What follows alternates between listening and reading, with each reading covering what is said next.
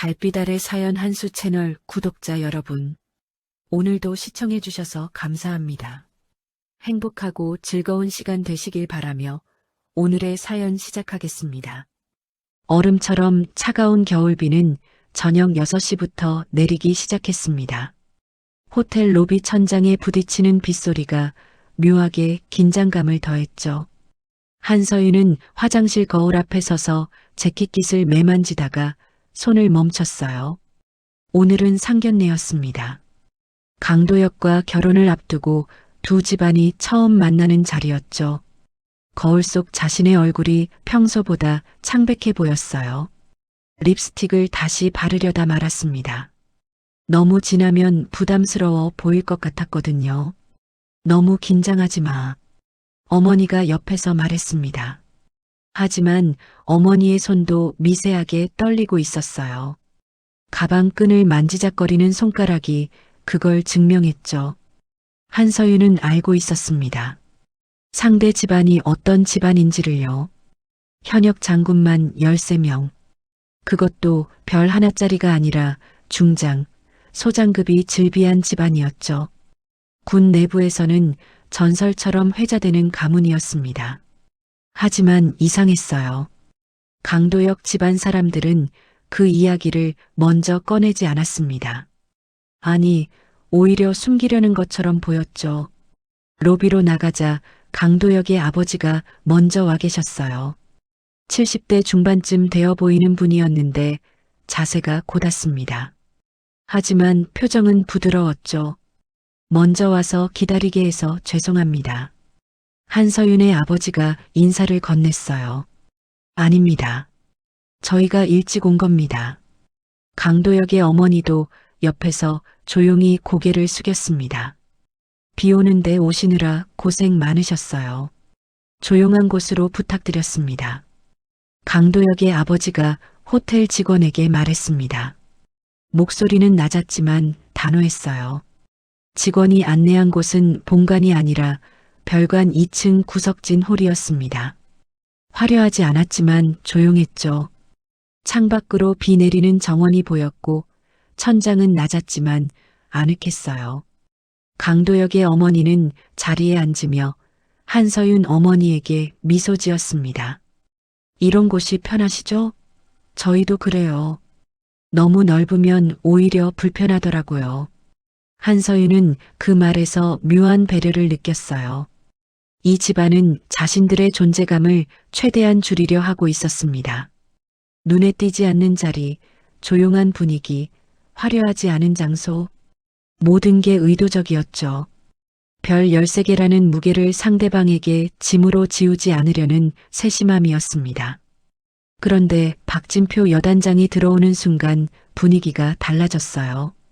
문을 열고 들어서면서부터 그의 존재감은 달랐습니다. 군화 소리를 크게 내며 걸어왔고 악수를 청하면서도 상대방 손을 먼저 놓지 않았죠. 반갑습니다. 박진표입니다. 1년 전에 별 달았습니다. 굳이 말하지 않아도 될 이야기였어요. 하지만 그는 계속했습니다. 요즘 별 달기 참 힘들죠. 경쟁도 심하고 줄도 잘 서야 하고. 그는 웃었지만 눈은 웃지 않았습니다. 강도혁은 그저 고개를 끄덕였습니다. 네, 수고 많으셨습니다. 짧은 대답이었어요. 박진표는 그 침묵을 이상하게 받아들였는지 더 많이 말했습니다. 강도혁 중장님, 소문 많이 들었습니다. 작전 참모하셨다면서요? 그것도 2년이나? 강도혁이 잠깐 미소 지었어요. 예, 했습니다. 대단하시네요. 그래도 요즘 군대는 실력보다 줄 잘 서야 별 다는 거 아닙니까? 그 말은 농담처럼 포장되어 있었지만 속은 날카로웠습니다. 한서윤은 강도혁의 표정을 살폈어요. 하지만 그는 전혀 흔들리지 않았습니다. 오히려 더 조용해졌죠. 강도혁의 아버지도 마찬가지였어요. 그저 차를 마시며 창밖을 바라볼 뿐이었습니다. 식탁에 앉았을 때 박진표는 먼저 술을 따랐어요. 오늘 같은 날은 술 한잔 해야죠. 그는 강도역을 향해 잔을 들었습니다. 군대는 역시 서열이 분명해야 합니다. 그래야 기강도 서고. 강도역은 잔을 받았지만 마시지 않았어요. 대신 조용히 말했습니다. 오늘은 가족 이야기만 합시다. 그 한마디가 식탁을 조용하게 만들었어요. 박진표는 잠깐 멈칫했지만 곧 웃으며 고개를 끄덕였습니다. 그러게요, 그래야죠. 하지만 그의 눈빛은 달랐어요. 마치 이 사람들 왜 이렇게 조용하지? 라고 묻는 것 같았습니다. 한서윤은 그 시선을 느꼈어요. 박진표는 강도역 집안의 침묵을 약점으로 보고 있었습니다. 별이 많으면 당연히 그걸 드러내야 하는데 왜 숨기냐는 의아함이었죠. 한서윤은 그 순간을 지켜봤습니다. 강도역 집안 사람들은 아무도 계급을 먼저 꺼내지 않았어요. 오히려 그것을 감추려는 듯 했죠. 별 13개라는 사실은 누군가 이미 알고 있었지만 아무도 입에 올리지 않았습니다. 그게 이 집안의 방식이었어요. 권력을 드러내지 않는 것. 그것이 진짜 품격이라는 걸 한서윤은 그제야 이해하기 시작했습니다.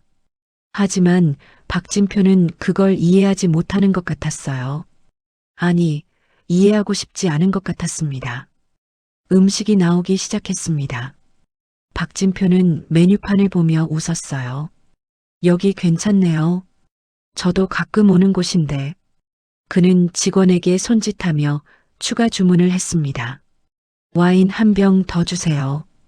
오늘 같은 날은 제대로 마셔야죠. 강도역의 아버지는 조용히 손을 저었어요. 저희는 괜찮습니다. 하지만 박진표는 이미 주문을 끝낸 뒤였죠. 아니에요. 제가 사는 겁니다. 이런 날 아끼면 언제 씁니까? 한서윤은 불편함을 느꼈습니다. 박진표의 호의는 호의가 아니었어요. 그건 주도권을 쥐려는 시도였죠. 자리를 지배하려는 욕구가 모든 말과 행동에서 묻어났습니다. 그는 계속해서 자신의 이야기를 늘어놓았어요. 제가 여단장 된 게 작년 3월인데 벌써 1년이 넘었네요. 시간 참 빠르죠. 요즘 부대 관리하느라 정신이 없습니다. 병사들 문제도 많고 간부들 관리도 쉽지 않고. 강도역은 듣고만 있었습니다. 상대방의 말을 끊지 않았어요. 고개를 끄덕이며 경청하는 척했지만 한서윤은 알 수 있었습니다. 그가 속으로 얼마나 지루해하는지를요. 하지만 강도역은 표정 하나 바꾸지 않았습니다. 그저 물을 마시며 기다렸죠. 박진표는 이번엔 한서윤을 향했습니다. 따님은 직업이 어떻게 되시나요? 갑자기 시선이 집중되자 한서윤은 잠깐 당황했어요. 군 감찰 쪽에서 일하고 있습니다. 짧게 대답했죠.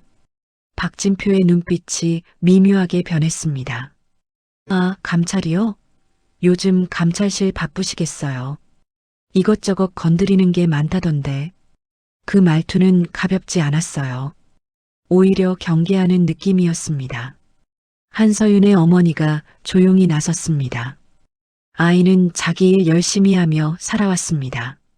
목소리는 차분했지만 단호했어요. 박진표는 웃으며 고개를 끄덕였습니다. 물론이죠, 물론. 요즘 젊은 사람들 다들 열심히 하죠. 근데 말입니다. 그는 잠깐 멈췄다가 다시 말을 이었어요. 군대가 좁은 사회잖아요. 괜히 설치다가 인생 망치는 사람도 많습니다. 특히 감찰 쪽은 더 조심해야 하지 않겠습니까? 그 말은 충고처럼 포장되어 있었지만 속내는 달랐습니다. 위협이었어요. 한서윤은 숨이 막히는 것 같았습니다. 하지만 참았죠. 네, 그래서 더 조심해야겠죠. 고개를 숙이며 대답했어요. 박진표는 만족스러운 듯 웃었습니다. 그렇죠, 그래야죠. 젊으니까 욕심 부리지 말고 천천히 가야 합니다. 강도역의 손이 잠깐 움직였어요. 테이블 위에 놓인 포크를 쥐었다가 다시 놓았습니다. 한서윤은 그 작은 움직임을 놓치지 않았어요. 강도혁이 화가 났다는 걸 알 수 있었죠. 하지만 그는 아무 말도 하지 않았습니다. 강도혁의 아버지도 마찬가지였어요. 차만 천천히 마실 뿐이었습니다. 박진표는 그 침묵을 승리로 받아들였습니다. 아무튼 두 분 잘 어울리시네요. 서로 도우며 사시면 됩니다. 군인 가정이 원래 그렇죠. 서로 의지하고. 그는 다시 술잔을 들었어요. 건배할까요? 두 분의 앞날을 위해서. 강도혁은 잔을 들었지만 입에 대지는 않았습니다. 그저 들고 있을 뿐이었죠. 식사가 끝나갈 무렵 박진표는 마지막 한마디를 던졌습니다. 참, 요즘 군에서 훈련 사고 건으로 말이 많던데 감찰실에서도 그런 거 조사하나요? 한서윤은 심장이 철렁했어요.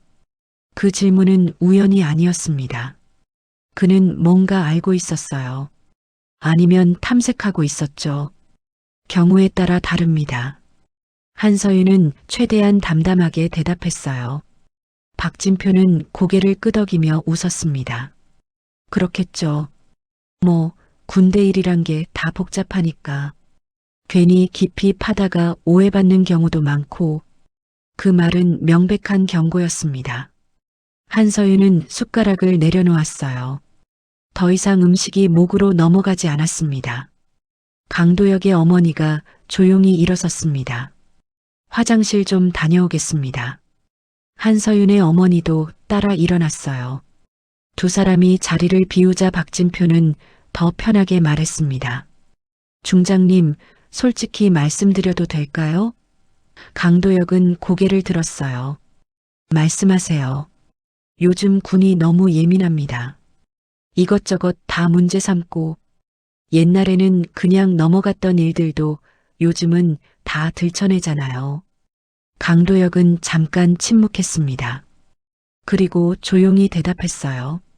그게 맞는 방향 아닐까요? 박진표는 웃었습니다. 이론적으로는 그렇죠. 근데 현장은 다릅니다. 현장에서는 융통성이 필요해요. 너무 원칙만 따지면 아무것도 못합니다. 강도혁은 더 이상 대답하지 않았어요. 그저 물을 마셨죠. 박진표는 그 겸손을, 그 침묵을 약점으로 착각했습니다. 이 집안은 별이 많아도 쓸 줄 모른다고 생각했어요. 아니면 쓰기 두려워한다고 여겼죠. 그는 속으로 확신했습니다. 이 사람들 만만하다. 한서윤은 그 오만함을 똑똑히 봤어요. 그리고 불안했습니다. 이 오해가 어떤 결과를 가져올지. 상견례는 어색한 공기 속에서 끝났습니다. 박진표는 마지막까지 주도권을 놓지 않았어요. 오늘 즐거웠습니다. 다음에 또 뵙죠. 악수를 청하며 강도혁의 손을 꽉 쥐었습니다. 강도혁은 가볍게 손을 빼냈어요. 네, 조심히 들어가십시오. 짧은 인사였죠. 박진표는 그 짧은 대답이 마음에 들지 않는다는 표정을 지었지만 곧 웃음으로 감췄습니다. 주차장으로 나가는 길, 비는 여전히 내리고 있었어요. 우산을 받쳐든 강도혁의 아버지가 천천히 걸었습니다. 한서윤은 그 뒷모습을 바라봤어요. 등이 곧았지만 어깨가 무거워 보였습니다. 주차장 입구에서 박진표가 마지막으로 말을 던졌어요. 다음엔 좀 더 체면에 맞는 자리를 만듭시다. 이런 구석진 곳 말고. 그 말은 농담처럼 들렸지만 모욕이었습니다. 강도혁의 어머니는 아무 대답도 하지 않았어요. 그저 고개를 살짝 숙였죠. 한서윤의 어머니도 마찬가지였습니다. 두 사람은 말없이 차로 향했어요. 박진표는 자신의 차에 오르며 손을 흔들었습니다. 안녕히 가세요. 목소리는 컸지만 진심은 없었어요. 차 안은 조용했습니다. 강도혁이 시동을 걸었지만 바로 출발하지 않았어요. 잠시 핸들을 쥔 채 가만히 있었죠. 뒷좌석에서 강도혁의 아버지가 낮게 말했습니다. 오늘 많이 참았다. 목소리에는 분노가 아니라 안타까움이 묻어 있었어요. 강도혁은 백미러로 아버지를 바라봤습니다. 군인은 참을 수 있어야 합니다. 하지만 기록은 남겨야죠. 한서윤은 그 말의 의미를 곱씹었어요. 기록, 그게 무슨 뜻일까요? 강도혁의 어머니가 한서윤의 손을 잡았습니다. 오늘 힘들었죠? 따뜻한 손길이었어요. 한서윤은 고개를 끄덕였습니다. 괜찮습니다. 하지만 목소리는 떨렸어요. 강도혁의 어머니는 손을 더 꽉 쥐었습니다. 우리 집안은 원래 이래요. 먼저 말하지 않습니다. 하지만 잊지도 않아요. 차가 움직이기 시작했습니다. 빗속을 달리는 동안 아무도 말하지 않았어요. 한서윤은 창밖을 바라봤습니다. 빗물이 유리를 타고 흘러내렸죠. 마치 눈물처럼. 그녀는 가방을 열었어요. 그 안에는 작은 봉투가 들어 있었습니다. 찢어지지 않게 조심스럽게 접어둔 서류였죠. 군 훈련 사망 은폐 관련 자료. 석 달 전부터 모아온 증거들이었습니다. 강도혁이 백미러로 한서윤을 봤어요. 그녀가 봉투를 만지작거리는 걸 알아챘죠. 오늘 가져온 거예요? 한서윤은 고개를 끄덕였습니다. 혹시 몰라서요. 강도혁은 잠깐 침묵했다가 물었어요. 왜 오늘 꺼내지 않았어요? 한서윤은 봉투를 다시 가방에 넣으며 대답했습니다. 오늘은 시험이었으니까요. 강도혁의 아버지가 물었습니다. 무슨 시험? 한서윤은 잠깐 망설였어요. 하지만 솔직하게 말했습니다. 이 집안이 권력으로 싸우는 집인지 원칙으로 버티는 집인지 알고 싶었어요. 만약 오늘 이 자리에서 별 13개를 꺼내셨다면 저는 이 일을 혼자 했을 겁니다. 차 안이 다시 조용해졌어요. 강도혁의 어머니가 천천히 말했습니다. 우리 집안에는 규칙이 하나 있어요. 별은 가족 앞에서 꺼내지 않는다. 별은 필요한 곳에서만 쓴다. 그리고 함부로 쓰지 않는다. 한서윤은 그제야 이해했습니다. 오늘 강도혁 집안 사람들이 왜 그렇게 조용했는지를요. 그들은 권력을 숨긴 게 아니었어요. 권력을 함부로 휘두르지 않는 방법을 배운 거였죠. 강도엽의 아버지가 다시 말했습니다. 별 13개가 많아 보이지만 우리는 그걸 자랑으로 여기지 않습니다. 오히려 책임으로 생각해요. 우리가 잘못하면 군 전체가 오해받으니까. 그래서 더 조심하고 더 참고 더 원칙을 지키려고 노력합니다. 그의 목소리는 단호했지만 따뜻했어요. 한서윤은 봉투를 다시 꺼냈습니다. 이 자료는 박진표 여단장과 관련이 있어요. 작년에 그의 부대에서 훈련 중 사망사고가 있었는데 은폐 정황이 있습니다. 저는 석 달째 조사하고 있어요. 하지만 증거가 부족해서 아직 공식 보고는 못했습니다. 강도혁이 물었어요. 그런데 왜 오늘 가져왔어요? 한서윤은 대답했습니다. 오늘 그분 반응을 보고 싶었어요. 만약 제가 감찰이라는 걸 알고도 너무 당당하다면 뭔가 있다는 뜻이니까요. 강도혁의 아버지가 천천히 고개를 끄덕였습니다. 그래서 오늘이 시험이었군요. 우리 집안을 시험한 게 아니라 그 사람을 시험한 거였어요. 한서윤은 고개를 숙였어요. 죄송합니다. 이용한 것 같아서요. 강도혁의 어머니가 웃었습니다. 이용이 아니에요. 당신은 현명했어요. 오늘 우리가 박진표 앞에서 별을 꺼냈다면 그 사람은 더 조심했을 겁니다. 하지만 우리가 조용했으니까 그는 방심했겠죠. 차가 강도혁의 집 앞에 멈췄습니다. 비는 여전히 내렸어요. 모두 차에서 내렸지만 현관으로 들어가지 않았습니다. 강도혁의 아버지가 한서윤을 똑바로 봤어요. 우리 집안은 먼저 공격하지 않습니다. 하지만 정의를 외면하지도 않아요. 당신이 옳다고 생각하는 일이라면 우리는 뒤에서 지켜볼 겁니다. 단 한 가지만 약속하세요. 증거로 말하게 하세요. 권력이 아니라 진실로 싸우세요. 한서윤은 고개를 끄덕였습니다. 약속합니다. 그녀의 눈에는 결기가 서렸어요. 강도혁이 그녀의 어깨를 가볍게 두드렸습니다. 혼자가 아니에요. 우리가 있어요. 그 말이 한서윤에게는 큰 힘이 됐습니다. 별 13개는 쓰기 위한 게 아니라 견디기 위한 것임을 그녀는 그날 밤 완전히 이해했습니다. 상견례 다음 날 박진표는 일찍 출근했습니다. 평소보다 1시간 빠른 7시였어요. 그는 책상에 앉자마자 전화를 걸기 시작했습니다. 첫 번째 전화는 인사참모부에 있는 후배에게였죠. 어제 만난 집안 있잖아. 강도역 중장 쪽. 거기 좀 알아봐줘. 뭐 하는 집안인지.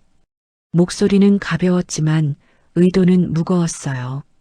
두 번째 전화는 더 노골적이었습니다. 감찰실에 아는 선배에게 걸었어요. 한서윤이라고 있나? 거기서 일하는 애. 요즘 뭐하고 다니는지 좀 봐줘. 상대방이 묻지 않았는데도 박진표는 먼저 설명했습니다. 아니, 별거 아니고. 우리 아들이랑 혼담 오가는 집안인데 좀 알아봐야 할 것 같아서. 거짓말이었어요. 하지만 자연스러웠죠. 박진표는 어젯밤 내내 불편했습니다. 강도혁 집안의 침묵이 계속 신경 쓰였어요. 별이 많으면 을에 그걸 드러내기 마련인데 왜 저렇게 조용한지 이해가 안 됐죠. 뭔가 숨기는 게 있나? 그는 의심했습니다. 아니면 진짜 힘이 없는 건가? 그렇게 생각하고 싶었어요. 하지만 한서윤이 감찰실에 있다는 사실이 계속 걸렸습니다. 사흘 후 강도혁 부대에 민원이 들어왔습니다. 부대 내 병사 인권 침해 의혹이라는 제목이었어요. 구체적인 내용은 없었습니다. 그저 제보자의 진술에 따르면이라는 애매한 문장들 뿐이었죠. 강도혁은 서류를 읽으며 미간을 찔렀어요. 이거 근거가 없는데요. 참모가 대답했습니다. 그래도 조사는 해야 합니다. 민원이 들어온 이상 강도혁은 알고 있었습니다. 이게 시작이라는 걸요. 민원은 계속 들어왔어요. 일주일 사이에 5건. 모두 근거가 약했지만 처리해야 했습니다. 강도혁의 참모들은 불만을 터뜨렸어요. 이건 명백히 누군가 의도적으로 넣는 겁니다. 하지만 강도혁은 조용히 말했습니다. 그래도 절차는 밟아야 해요. 우리가 떳떳하면 문제 없습니다. 한서윤도 압박을 받기 시작했습니다. 직장 상사가 불렀어요. 한감찰관, 요즘 무슨 일 조사하고 있나? 한서윤은 당황했습니다. 여러 건 병행하고 있습니다. 상사는 고개를 끄덕이며 말했어요. 혹시 여단급 이상 간부 관련된 거 있나? 위에서 물어보더라고. 한서윤은 심장이 빨리 뛰는 걸 느꼈어요. 구체적으로 어떤 건인지 여쭤봐도 될까요? 상사는 애매하게 웃었습니다. 아니, 그냥 요즘 예민한 시기니까 조심하라는 뜻이야. 퇴근길 한서윤은 강도혁에게 전화를 걸었습니다. 오빠, 뭔가 이상해요. 누군가 저를 견제하고 있어요. 강도혁의 목소리는 침착했어요. 나도 느끼고 있어요. 부대에 민원이 계속 들어와요. 한서윤은 숨을 깊이 들이쉬었습니다. 박진표가 움직이는 것 같아요. 강도혁은 잠시 침묵했다가 말했어요. 집에 와요. 아버지랑 이야기해야 할 것 같아요. 그날 저녁 강도혁의 집 거실에는 3사람이 모였습니다. 강도혁, 한서윤, 그리고 강도혁의 아버지. 한서윤은 지난 사흘간 있었던 일들을 설명했어요. 직장에서의 암묵적 압박, 상사의 이상한 질문, 동료들의 미묘한 태도 변화. 강도혁도 자신의 상황을 이야기했습니다. 근거 없는 민원들, 갑작스러운 상급부대의 점검 통보. 강도혁의 아버지는 조용히 듣고 있었어요. 그의 표정은 변하지 않았습니다. 한참 후에야 그가 입을 열었죠. 예상했던 일입니다. 한서윤은 놀라서 물었어요. 예상하셨다고요? 강도혁의 아버지는 고개를 끄덕였습니다. 상견례 날 박진표의 눈빛을 봤어요. 그 사람은 우리를 시험했습니다. 그리고 우리가 만만하다고 판단했죠. 강도혁이 물었습니다. 그럼 어떻게 해야 합니까? 아버지는 차분하게 대답했어요. 먼저 말하지 마라. 증거가 말하게 하라. 이건 우리 집안의 원칙이야. 그는 한서윤을 똑바로 봤습니다. 지금 당신이 가진 자료 확실한 겁니까? 한서윤은 고개를 끄덕였어요. 60%는 확실합니다. 나머지는 더 조사가 필요해요. 강도혁의 아버지는 잠시 생각에 잠겼습니다. 60%면 아직 부족해요. 90% 이상이어야 합니다. 섣불리 움직이면 오히려 역공을 당해요. 한서윤은 입술을 깨물었어요. 그럼 언제까지 당하고만 있어야 하나요? 강도혁의 아버지가 조용히 웃었습니다. 당하는 게 아니에요. 기다리는 겁니다. 상대가 더 많은 실수를 할 때까지. 한서윤은 답답했습니다. 하지만 강도혁 오빠 부대는 어떡하고요? 민원이 계속 들어오면 평가에 영향을 미칠 텐데요. 강도혁이 대답했어요. 괜찮아요. 나는 떳떳하니까. 민원이 100건이 들어와도 근거가 없으면 소용없어요. 하지만 그의 목소리에는 피로가 묻어 있었습니다. 강도혁의 어머니가 차를 가져왔어요. 모두 한 잔씩 하세요. 따뜻한 차였습니다. 한서윤은 찻잔을 두 손으로 감싸 쥐었어요. 강도혁의 어머니가 말했습니다. 우리 집안 사람들 평생 이렇게 살아왔어요. 먼저 치고 나가지 않고 참고 기다리고 때로는 억울하고 때로는 답답하고 하지만 결국엔 오른쪽이 이겨요. 한서윤은 물었습니다. 항상 그랬나요? 강도혁의 어머니는 고개를 끄덕였어요. 항상요. 우리 시아버지도 그랬고 남편도 그랬고 이 아이 아버지도 그랬어요. 별을 먼저 꺼내는 순간 우리는 우리가 경멸하던 사람들과 똑같아지거든요. 그 말이 한서윤의 가슴에 깊이 박혔습니다. 강도혁의 아버지가 마지막으로 말했습니다. 지금은 견디세요. 하지만 기록은 남기세요. 누가 언제 무엇을 했는지. 나중에 그게 증거가 됩니다. 한서윤은 고개를 끄덕였어요. 그날 밤 그녀는 노트를 펼쳤습니다. 그리고 기록하기 시작했죠. 날짜, 시간, 상황, 증언. 하나하나 빠짐없이. 2주가 지났습니다. 박진표는 점점 더 자신감이 붙었어요. 강도혁 쪽에서 아무런 반응이 없었거든요. 민원을 넣어도 압박을 가해도 그쪽은 조용했습니다. 박진표는 동료들에게 말했어요. 별 13개? 그거 다 옛날 이야기야. 지금은 실제로 움직이는 사람이 힘 있는 거지. 그는 웃으며 술잔을 들었습니다. 승리를 확신하는 사람의 여유였죠.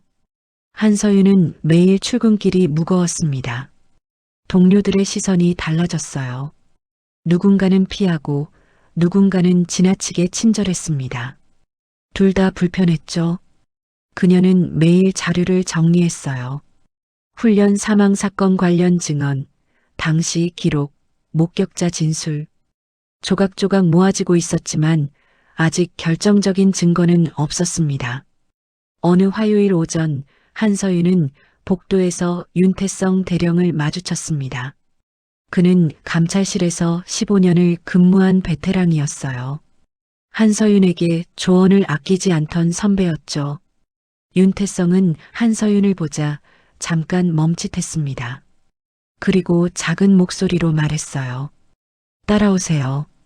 그는 한서윤을 옥상으로 데려갔습니다. 옥상 문을 닫자 윤태성이 물었어요. 지금 무슨 일 조사하고 있어요? 한서윤은 잠시 망설였습니다. 말씀드려도 될까요? 윤태성은 고개를 끄덕였어요. 저는 당신 편이에요. 그러니까 빨리 말해요. 한서윤은 깊게 숨을 들이쉬고 설명했습니다. 작년 훈련 사망 사건, 은폐 정황, 박진표의 연루 가능성. 윤태성은 표정이 굳었습니다. 박진표 여단장이요? 한서윤은 고개를 끄덕였어요.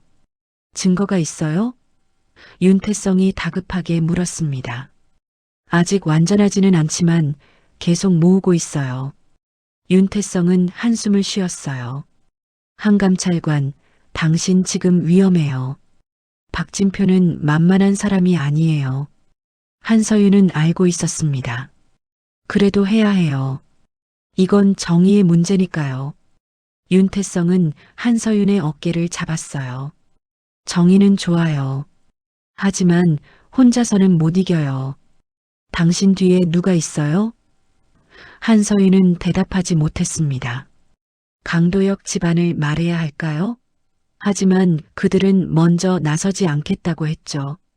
윤태성이 조용히 말했습니다. 제가 도와드릴게요. 하지만 조건이 있어요.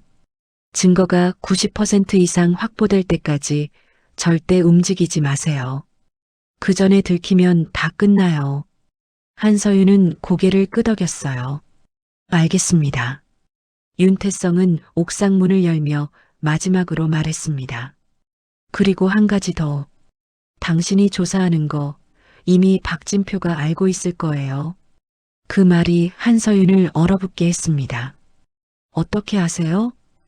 윤태성은 쓴웃음을 지었어요. 이 바닥이 좁아요. 당신이 감찰실에서 뭘 열람했는지, 누구를 만났는지 다 흘러나가요. 한서윤은 등골이 서늘했습니다. 그럼 지금까지 자신의 모든 움직임이 박진표에게 보고됐다는 건가요? 그날 오후 군 청사 본관 로비는 붐볐습니다. 점심시간이 막 끝난 시각이었어요. 박진표는 여유롭게 걸어가고 있었습니다. 그의 옆에는 2명의 참모가 따라붙어 있었죠. 그들은 무언가 이야기를 나누며 웃고 있었어요. 박진표는 만족스러웠습니다. 저쪽은 아무것도 못하고 있어. 별 13개가 뭐 대수야. 바로 그때였습니다. 뒤에서 다급한 발소리가 들렸어요. 감찰실장님. 윤태성의 목소리였습니다. 박진표는 뒤를 돌아봤어요. 복도 저편에서 윤태성이 뛰어오고 있었습니다. 하지만 그는 박진표를 향해 온 게 아니었어요. 한서윤이 서 있었습니다. 로비 한쪽 구석에서 서류 가방을 들고 있었죠. 윤태성은 한서윤 앞에서 멈춰섰습니다. 그리고 큰 목소리로 외쳤어요. 감찰실장님. 그 호칭이 로비 전체에 울려 퍼졌습니다. 사람들이 일제히 돌아봤어요. 박진표는 얼어붙었습니다. 감찰실장? 한서윤이?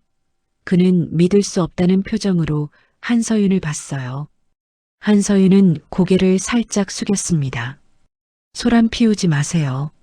목소리는 작았지만 또렷했어요. 윤태성은 서류를 건네며 말했습니다. 긴급보고 건입니다. 확인 부탁드립니다. 로비의 공기가 달라졌습니다. 사람들은 수군거리기 시작했어요. 저 사람이 감찰실장이야? 몰랐는데? 젊은데? 박진표는 주변 시선을 느꼈습니다. 참모 하나가 작게 속삭였어요. 여단장님, 저 사람이 박진표는 손을 들어 말을 막았습니다. 그는 천천히 걸어 나갔어요. 걸음걸이는 침착했지만 등에서 식은땀이 흘렀습니다. 주차장에 도착하자 박진표는 차에 올랐어요. 문을 닫고 핸들을 움켜쥐었습니다. 감찰실장. 저 어린 게 감찰실장이라고? 그는 자신이 무엇을 건드렸는지 그제야 깨달았습니다.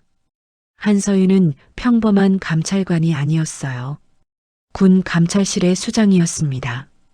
그리고 그녀 뒤에는 강도혁 집안이 있었죠. 박진표는 휴대폰을 꺼냈습니다. 인사참모부 후배에게 전화를 걸었어요. 강도혁 집안 제대로 알아봤어? 상대방의 대답이 들렸습니다. 박진표의 얼굴이 파랗게 질렸어요. 현역 장군 13명? 그것도 중장급이 5? 그는 전화를 끊었습니다. 손이 떨렸어요. 다시 로비한 한서윤은 윤태성에게 작게 말했습니다. 필요 없었는데요. 윤태성은 고개를 저었어요. 필요했어요. 상대방이 당신을 누구인지 모르고 있었어요. 이제 알았으니 조심할 겁니다. 한서윤은 한숨을 쉬었습니다. 조용히 하고 싶었는데 윤태성이 웃었어요. 실장님, 조용히 할 때가 있고 보여줘야 할 때가 있어요. 지금은 보여줄 때였어요. 한서윤은 서류 가방을 다시 들었습니다. 그 안에는 여전히 박진표 관련 자료가 들어 있었어요. 하지만 이제는 달랐습니다. 상대방이 그녀를 무시할 수 없게 됐으니까요. 강도혁에게서 문자가 왔습니다. 오늘 무슨 일 있었어요? 한서윤은 답장을 쳤어요. 별일 아니에요. 그냥 인사 한번 했어요. 강도혁의 답장이 빨리 왔습니다. 조심하세요. 이제부터가 진짜예요. 한서윤은 휴대폰을 주머니에 넣었습니다. 그녀는 알고 있었어요. 이제 박진표가 본격적으로 움직일 거라는 걸. 하지만 그녀도 준비되어 있었습니다. 박진표는 사흘 동안 사무실에 틀어박혔습니다. 아무도 만나지 않았어요. 참모들이 보고를 하러 와도 짧게 처리하고 돌려보냈죠. 그는 계속 생각했습니다. 어떻게 빠져나갈까? 한서윤이 감찰실장이라는 사실은 충격이었어요. 하지만 아직 끝난 건 아니었습니다. 증거가 없으면 아무것도 할 수 없으니까요. 금요일 오후 박진표는 변호사를 불렀습니다. 군 전문 변호사였어요. 만약 감찰 조사가 들어온다면 어떻게 해야 합니까? 변호사는 차분하게 대답했습니다. 우선 증거가 있는지 확인해야 합니다. 증거 없이는 조사도 제대로 진행되지 않아요. 박진표는 고개를 끄덕였어요. 만약 증거가 있다면요? 변호사는 잠시 생각하다 말했습니다. 그럼 최대한 축소하고 책임을 분산시켜야죠. 하지만 박진표는 불안했습니다. 작년 훈련 사고 때 자신이 무엇을 했는지 기억하고 있었거든요. 보고서를 수정했고 목격자들에게 압박을 넣었고 증거를 일부 폐기했어요. 당시에는 자신을 지키기 위한 당연한 조치라고 생각했습니다. 하지만 지금 생각하니 모두 범죄였어요. 월요일 아침 강도혁 부대에 정식 감사 통보가 왔습니다. 국방부 감사실에서 직접 내려온다는 통지였어요. 강도혁은 서류를 읽으며 참모들을 불렀습니다. 모든 자료 준비하세요. 숨길 거 하나도 없습니다. 참모들은 긴장했지만 강도혁은 차분했어요. 우리는 원칙대로 했어요. 걱정하지 마세요. 감사는 일주일 동안 진행됐습니다. 감사관들은 꼼꼼했어요. 모든 문서를 확인하고 병사들을 면담하고 간부들을 조사했죠. 강도혁은 협조적이었습니다. 요청하는 자료는 모두 제공했고 질문에는 솔직하게 답했어요. 감사 마지막 날 감사관장이 강도혁을 불렀습니다. 중장님, 수고하셨습니다. 감사관장은 악수를 청했어요. 특이사항 없었습니다. 오히려 모범적인 부대 운영이었어요. 강도혁은 안도의 한숨을 쉬었습니다. 감사합니다. 감사관장이 조용히 말했어요. 누군가 의도적으로 민원을 넣은 것 같은데 신경 쓰지 마세요. 우리는 사실만 봅니다. 같은 시각 한서윤은 결정적인 증거를 확보했습니다. 훈련 사고 당시 현장에 있었던 부사관이 용기를 냈어요. 그는 석 달 전부터 한서윤과 접촉하고 있었습니다. 하지만 두려워서 진술을 망설였죠. 윤태성이 그를 설득했어요. 지금 말하지 않으면 평생 후회할 겁니다. 부사관은 떨리는 목소리로 말했습니다. 사고 당일 안전점검이 제대로 안 됐어요. 장비도 불량이었고, 하지만 훈련은 강행됐습니다. 한서윤이 물었어요. 누가 결정했나요? 부사관은 고개를 숙였습니다. 박진표 여단장님이었어요. 그분이 직접 지시했어요. 일정대로 하라고.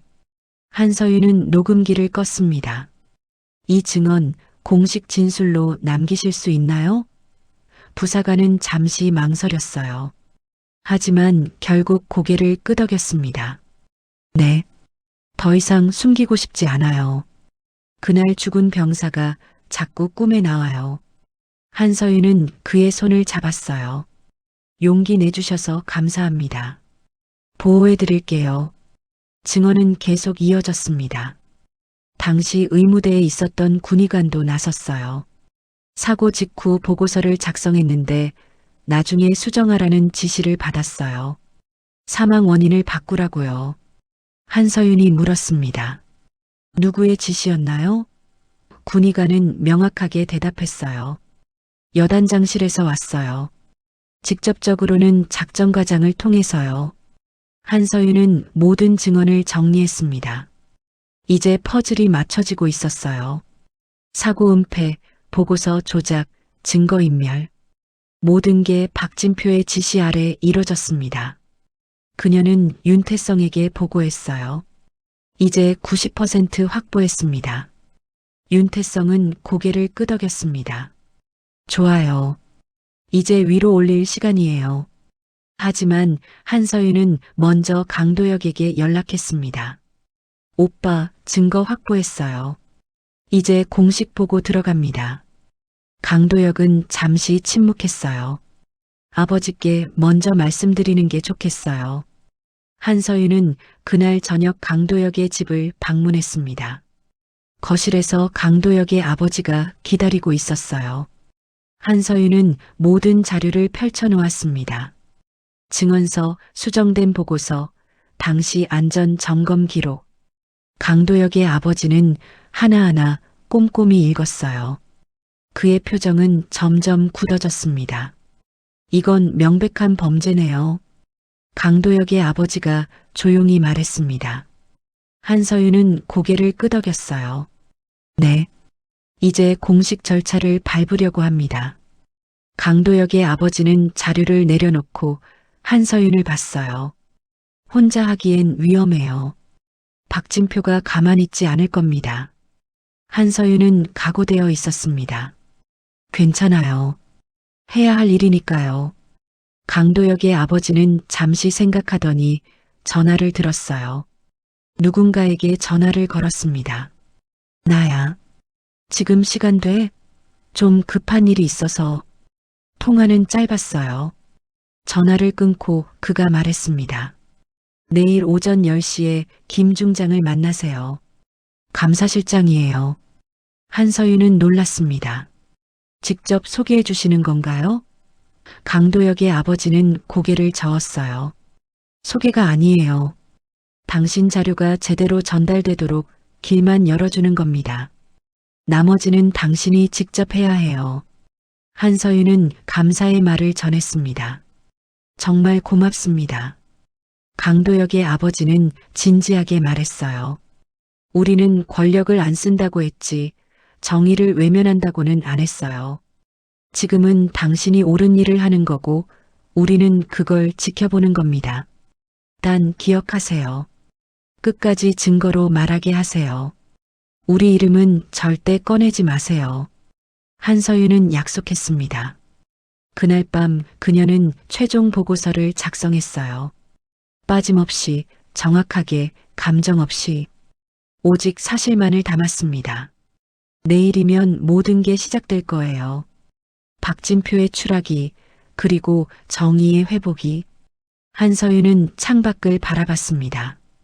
밤하늘에는 별이 빛나고 있었어요. 13개의 별처럼 조용하지만 분명하게. 징계위원회는 화요일 오전 10시에 열렸습니다. 국방부 본관 3층 회의실이었어요. 방은 넓었지만 분위기는 무거웠습니다. 긴 테이블 한쪽에는 징계위원 7명이 앉아 있었고 반대편에는 박진표가 혼자 앉아 있었어요. 그의 옆에는 변호사가 있었지만 표정이 밝지 않았습니다. 한서윤은 증인석에 앉았습니다. 그녀 앞에는 두꺼운 서류 뭉치가 놓여 있었어요. 석 달간 모은 모든 증거였죠. 징계위원장이 회의를 시작했습니다.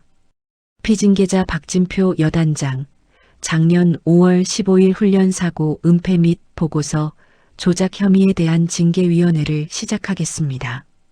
박진표는 처음에는 침착했어요. 저는 혐의를 부인합니다. 모든 절차는 정상적으로 진행됐습니다. 그의 목소리는 단호했죠. 하지만 한서윤이 첫 번째 증거를 제시하자 분위기가 달라졌습니다. 이것은 사고 당일 작성된 원본 보고서입니다. 그리고 이것은 사흘 후 제출된 최종 보고서입니다. 두 문서를 나란히 놓자 차이가 명확했어요. 사망 원인이 바뀌어 있었고 안전 점검 결과도 수정되어 있었습니다. 징계위원 하나가 물었어요. 이 수정은 누가 지시했습니까? 한서윤은 조용히 대답했습니다. 당시 여단장이었던 박진표 장군입니다. 여기 작전과장의 증언이 있습니다. 작전과장은 서면 진술을 제출했어요. 직접 출석하지는 않았지만 진술서는 명확했습니다. 여단장님께서 직접 보고서 수정을 지시하셨습니다. 문제를 최소화하라는 말씀이었어요. 박진표의 얼굴이 굳었습니다. 그건 오해입니다. 저는 단지 정확한 보고를 원했을 뿐입니다. 한서윤이 두 번째 증거를 제시했어요. 이것은 당시 의무대 군의관의 증언입니다. 사고 직후 작성한 소견서와 최종 제출된 소견서가 다릅니다. 군의관은 직접 출석해 있었어요. 그는 떨리는 목소리로 말했습니다. 저는 압박을 받았습니다. 사망 원인을 개인 과실로 바꾸라는 지시를 받았어요. 징계위원장이 물었습니다. 누구에게서 압박을 받았습니까? 군의관은 박진표를 바라봤어요. 여단장실에서 연락이 왔습니다. 직접은 아니었지만 분명한 지시였어요. 박진표는 자리에서 일어섰습니다. 이건 모함입니다. 저는 그런 지시를 한 적 없습니다. 하지만 한서윤은 흔들리지 않았어요. 세 번째 증거를 꺼냈습니다. 이것은 통신 기록입니다. 사고 당일부터 일주일간 여단장실에서 의무대로 걸린 전화 내역입니다. 총 12통이었고 대부분 근무 시간 외였습니다. 박진표는 할 말을 잃었어요. 기록은 거짓말을 하지 않았습니다. 징계위원들은 서류를 검토했습니다. 방은 조용했어요. 종이 넘기는 소리만 들렸죠. 박진표의 변호사가 나섰습니다. 이 모든 증거가 의도적으로 수집된 것 아닙니까? 감찰실장이 개인적인 원한으로 한서윤이 그 말을 끊었어요. 개인적 원한은 없습니다. 저는 직무를 수행했을 뿐입니다. 박진표가 갑자기 소리쳤습니다. 왜 그날 상견례에서 말하지 않았습니까? 모두가 박진표를 봤어요. 그는 흥분해 있었습니다.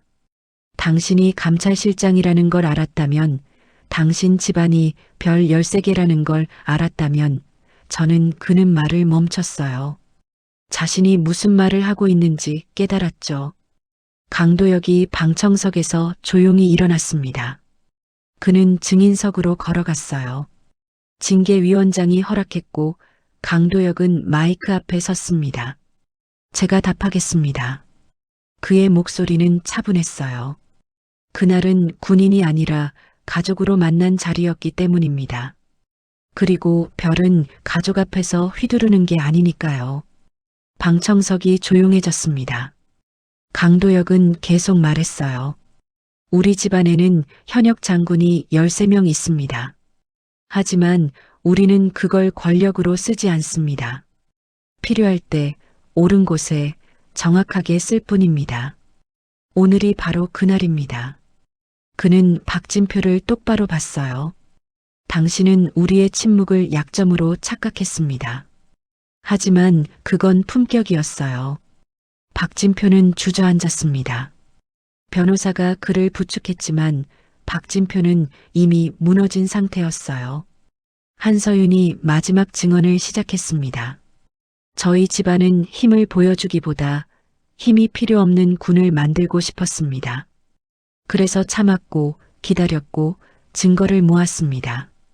그녀는 마지막 서류를 제출했어요.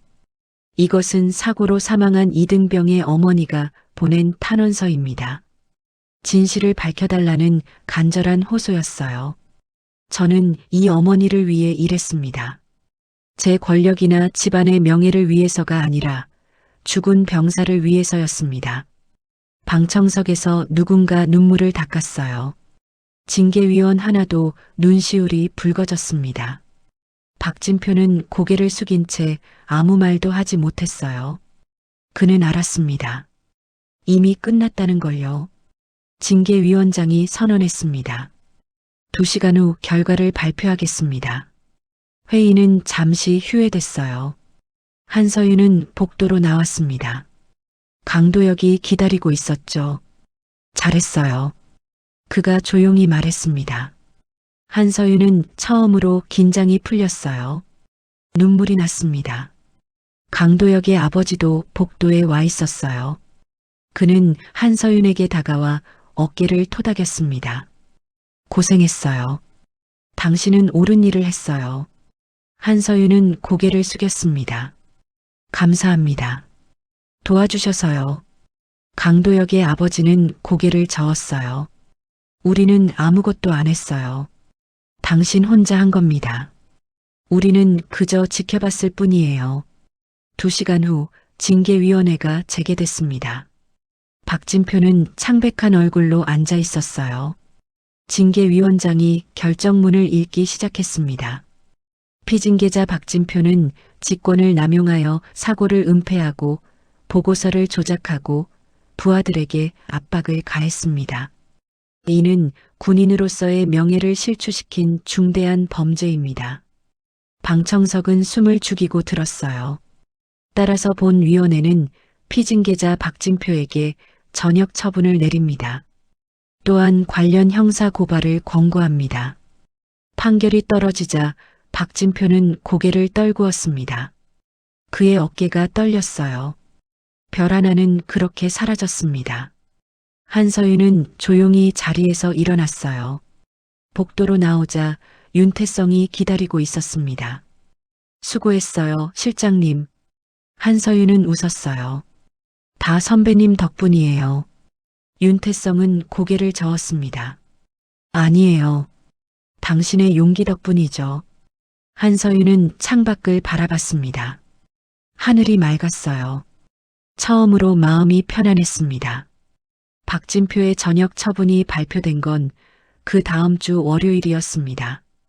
군 내부 게시판에는 짧은 공지만 올라왔어요. 박진표 전 여단장, 직권 남용 및 보고서 조작 혐의로 전역 처분. 댓글은 없었습니다. 아무도 언급하지 않았죠. 군대는 그렇게 한 사람을 지원했어요. 별은 사라졌고 이름만 기록에 남았습니다. 한서윤은 그날 일찍 퇴근했습니다.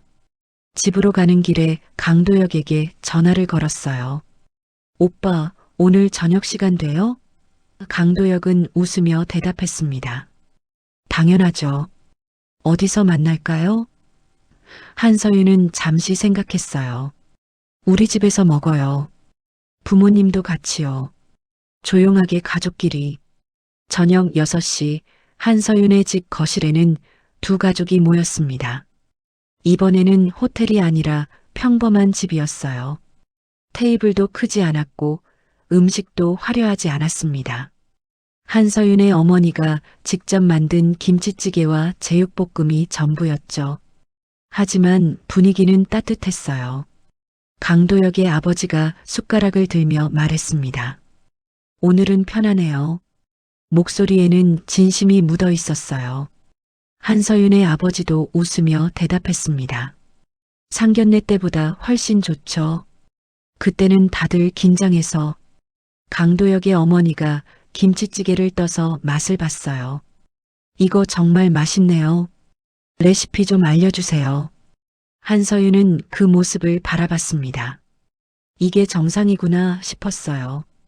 계급도 없고 직함도 없고 그저 사람 대 사람으로 만나는 것. 강도혁이 한서윤의 손을 살짝 잡았어요. 힘들었죠? 한서윤은 고개를 저었습니다. 아니요. 해야 할 일이었어요. 식사 중에 강도혁의 아버지가 조용히 말했어요. 우리 집안 이야기를 좀 해도 될까요? 모두가 숟가락을 내려놓았습니다. 그는 천천히 말을 이었어요. 우리 집안에 현역 장군이 13명 있다는 건 다들 아시죠? 하지만 그게 어떻게 가능했는지는 모르실 겁니다. 한서윤의 아버지가 경청하는 표정으로 고개를 끄덕였어요. 강도혁의 아버지는 계속했습니다. 우리 집안의 첫 번째 원칙은 먼저 말하지 않는다입니다. 계급을 앞세우지 않고 권력을 자랑하지 않는 거죠. 두 번째 원칙은 증거로 말하게 한다입니다. 감정이나 힘이 아니라 사실과 진실로 승부하는 겁니다.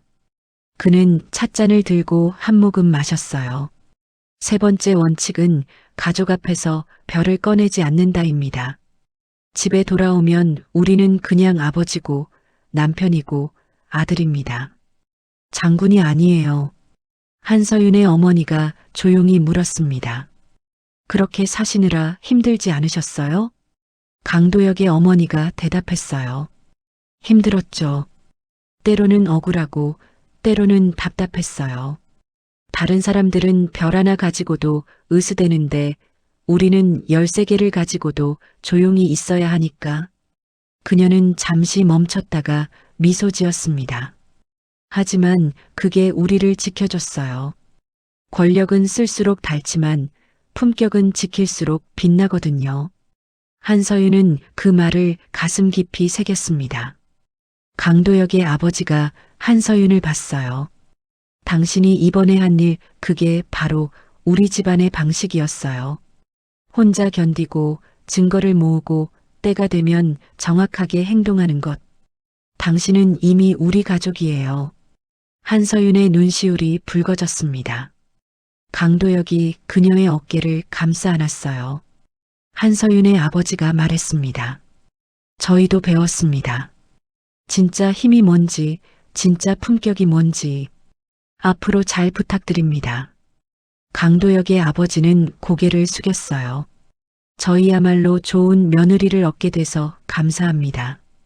식사가 끝나고 설거지를 할 때 두 어머니가 부엌에서 이야기를 나눴어요.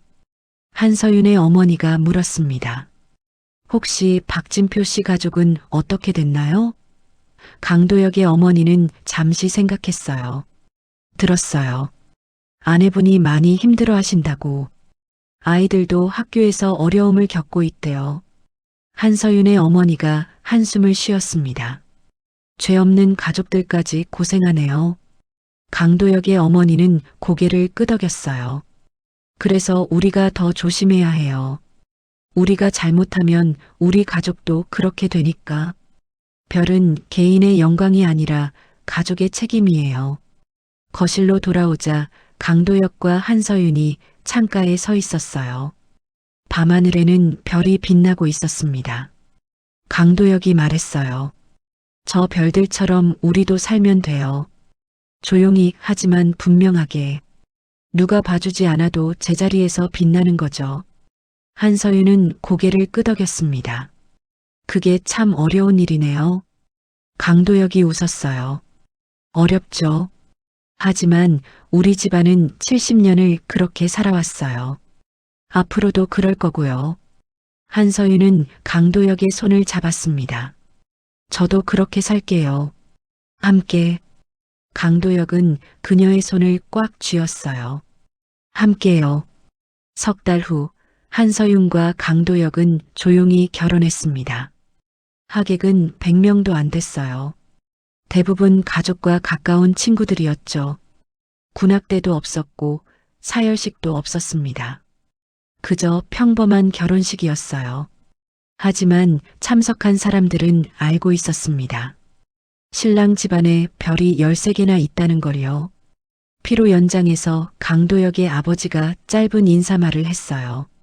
오늘 와주신 분들께 감사드립니다. 우리 집안은 화려하지 않습니다. 하지만 원칙은 있습니다. 오늘 이 자리도 그 원칙대로 준비했어요. 검소하게 진심으로 박수가 터져 나왔습니다.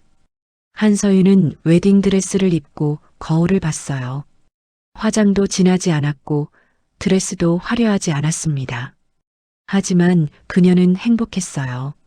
진짜 자신으로 사랑받는다는 게 이런 기분이구나 싶었습니다. 결혼식이 끝나고 신혼여행을 떠나기 전 한서윤은 군 감찰실에 들렀어요. 책상 위에는 새로운 사건 파일이 놓여 있었습니다. 윤태성이 웃으며 말했어요. 신혼여행 다녀와서 보세요. 급한 건 아니에요.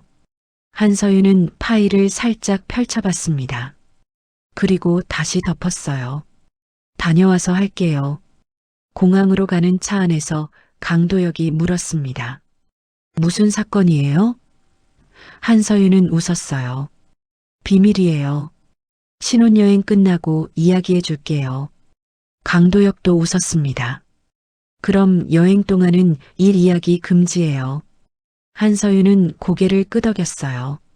약속해요. 비행기가 이륙했습니다. 창밖으로 서울이 점점 작아졌어요. 한서윤은 생각했습니다. 별 13개 집안. 조용하지만 흔들리지 않는 집안. 권력보다 원칙을, 힘보다 품격을 선택한 집안. 이제 그녀도 그 일부가 됐습니다. 강도혁이 한서윤의 손을 잡았어요. 피곤하죠? 잠깐 자요. 한서윤은 그의 어깨에 머리를 기댔습니다. 눈을 감자 평온함이 찾아왔어요. 앞으로도 힘든 일이 있겠죠. 부당함과 싸워야 할 때도 있을 겁니다. 하지만 이제 그녀는 혼자가 아니었어요. 별 13개는 여전히 군에 남아 있었습니다. 하지만 아무도 그걸 자랑하지 않았어요. 그저 묵묵히 자기 자리를 지킬 뿐이었죠. 진짜 권위는 드러내지 않아도 남는다는 걸 그들은 평생으로 증명하고 있었습니다. 그리고 이제 한서윤도 그 증명에 함께하게 됐습니다. 조용하지만 분명하게 별처럼 말이에요.